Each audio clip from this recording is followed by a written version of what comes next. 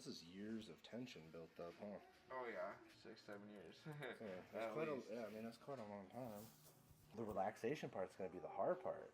Just do your best to try to melt. There you go. Good job. That was quite a bit in just one spot. Yeah. And out all the way. Let it melt. There you go. There. Awesome. How's that feeling so far? Feeling pretty good. So just take a breath in for me. And let that fall. There you go. Good job, man. Take that breath in. And let that fall. Abs relax. There you go. There we go. Right here is a pretty big knot I can feel. And that's about where I can feel it starting at times too. Lower part of the neck. And that's what I was talking about with the curve too. If you remember, like, the that curve. lower Well, part, yeah. I need that neck to curve more. Oh, dude, you're already doing good. Like the way that you're relaxing right now, that's phenomenal. That's all I need. Just keep doing that. You know? So I'm just gonna do a little impulse. It'll be like that, okay? Okay.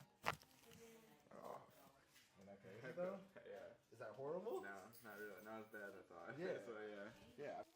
That was good. You all right? Yep. You're not gonna cry? Nah. You don't need some Kleenexes to wipe your tears away? No, I'm good.